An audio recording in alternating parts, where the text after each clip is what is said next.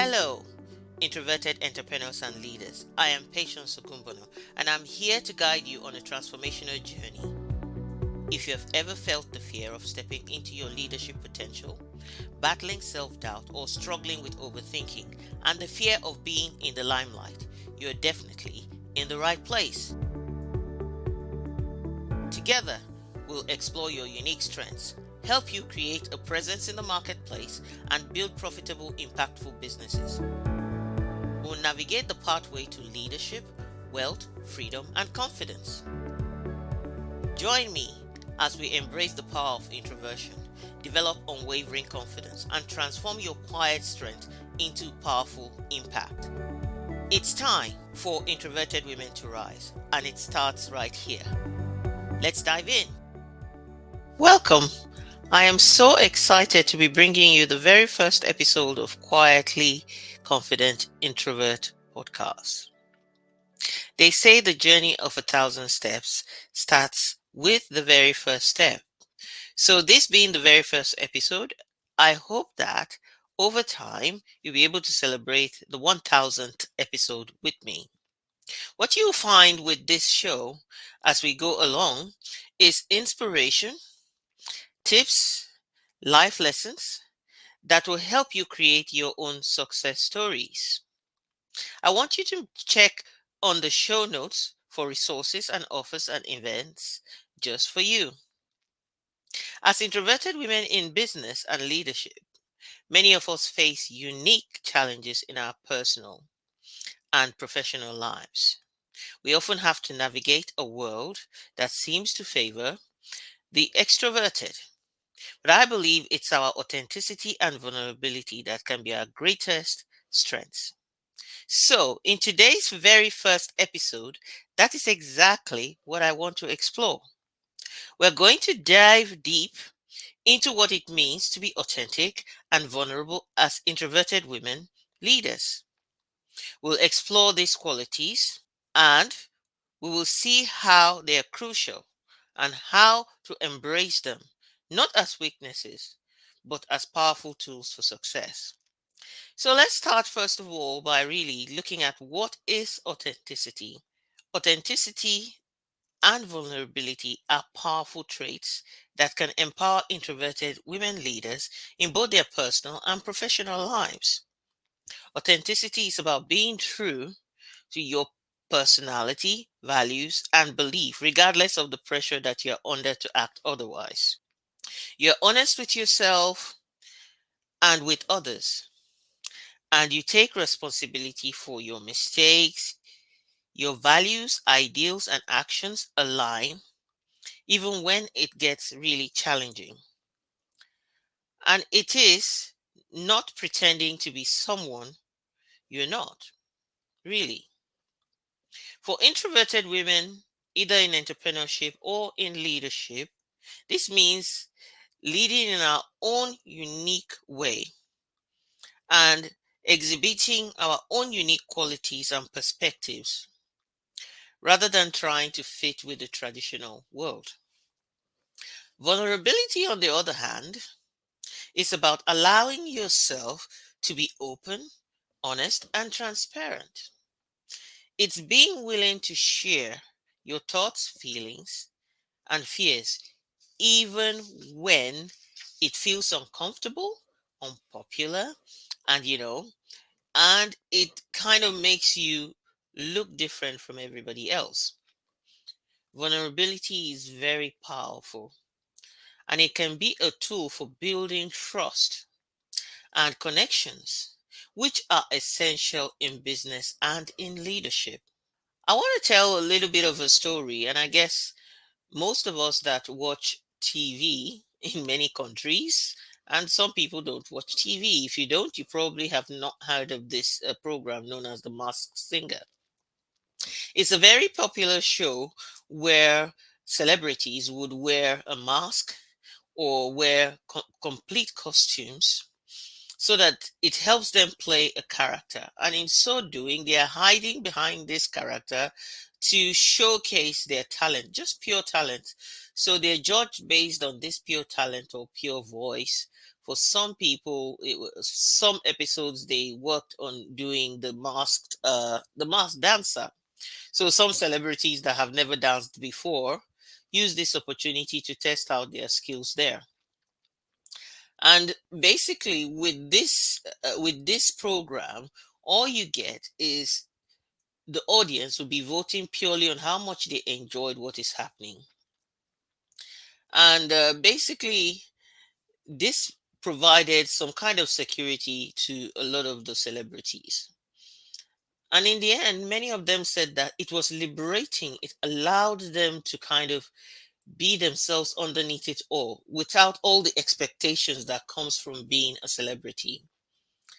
Now, while that is interesting, I have to say that while it was useful for them, most of us walking around with a mask, hiding our true identity, can really create challenges for us, especially in an extroverted world where you don't want to come across as antisocial, as somebody who is boring. So you go around really trying to be more extroverted. Some people talk about the fact that maybe they're thinking of being cured one day of introversion. But let's make it clear that introversion is not a disease that needs a cure. And introversion is actually a personality trait that really the world needs, and the world can benefit from what introverts have to bring. I didn't really feel that way in my early 20s. I felt hidden, and that's because I truly was. In my early 20s, I felt like I was walking around with a mask on, and I was afraid of revealing my true emotions and giving my opinion whenever things were said. And basically, I desperately believed that if I wanted to be liked and accepted, I just had to conform to certain ideals and the way people did things. However, what this did, unlike with the celebrities who felt relief, I always had a migraine. It's so hard trying to be somebody else. It's so hard putting on a front. It's so hard wearing a mask. It's so hard because when you look in the mirror, most days you're actually confused. Who is this person staring back at me? Because the things you are trying to accomplish, you are accomplishing them not as your true self. So that was me in my early 20s. And I wasn't really ready to embrace the discomfort that came with being vulnerable. It took very many years of being unhappy, and really not being able to express my true identity. And for many of us as well, it's about hiding our potential because we don't want to be judged, or we don't want to attempt to s- build our strengths in the open public where everybody would criticize and judge. But that's the only way we can grow. And so for many years, I subdued my potential. I was afraid of making mistakes, and the mask just stayed on. And the difficult part of it was a lot of people obviously would have this sense that something is wrong. I'm putting on a front, and I couldn't connect because I cannot connect on a level that is not genuine, that is not deep, and that is not meaningful, right? Because I'm wearing a mask. It took a few years, like I said, and I then realized that if this mask stayed on, I would never show up on earth. And I remember saying to a coach, I said, I want to know who patience is. And I'm sure a lot of you listening to me right now can relate to that. Just like me, many introverted women may feel that they struggle to embrace authenticity and vulnerability due to societal expectations and fear of judgment. Taking off the mask really is a process, and it starts with self acceptance. One of the things that this coach helped me to realize many, many years ago, at least 15 years ago, and I'm thankful that she came into my life, was the fact that unless I accepted myself, I will continue to repel people from accepting me as well. Because if I didn't love myself on a deep level, I would not be able to appreciate and absorb the love of others. It is important to have that deep self love. Recognizing that you have unique strengths, just in the same way that extroverts have their own strengths, and you have your own strengths that are different from what an extrovert would exhibit. And it is important not only to recognize this, but to celebrate the strengths that you have. So if you're not self accepting, if you're not accepting your strengths, how can you celebrate them? But you also need to be able to work on overcoming the fear of being judged. That definitely requires a lot of vulnerability. But remember that in most cases, actually, vulnerability is a strength, not a weakness. You have to see that when you allow yourself to be vulnerable, you're showing your humanity. There is a quote that says that when we pursue our dreams and allow others to see it, it's like we're giving permission to other people themselves too to pursue their dreams despite their weaknesses, despite what they're going through. And it's so important for anyone who is striving to be a leader to recognize this, that when you give yourself permission to be vulnerable, when you allow yourself to share what you feel and how you're feeling, or even when you are struggling, being honest about those struggles, people can relate to you on a human to human level. So, what is important is to start with small steps. If you're a leader, if you're in business and you're online or anywhere, how can you start with the little steps of sharing your thoughts and your opinions and your experiences and gradually build that comfort level with being more and more vulnerable? Also, make sure that you're surrounding yourself with a supportive network of people and mentors who can also make a significant difference in your life, helping you to be more and more yourself.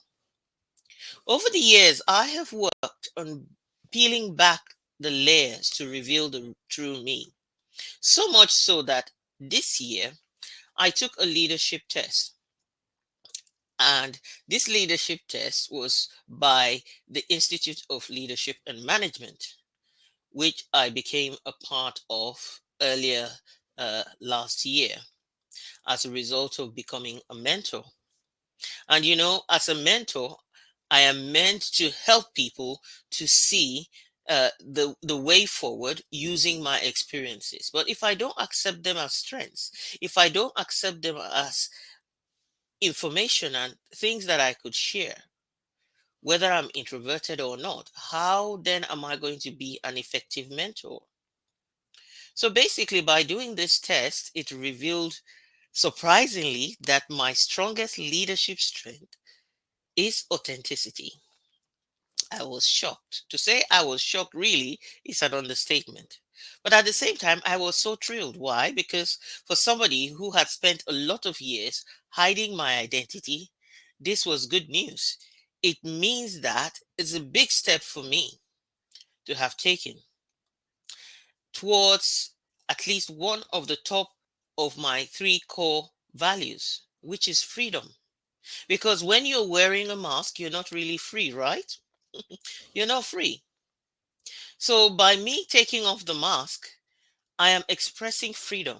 Freedom to be myself, freedom to express my opinions, and people can see the real me and make a judgment. Basically, I now can say what you see is what you get. I'm not trying to be anybody else, I'm just being myself.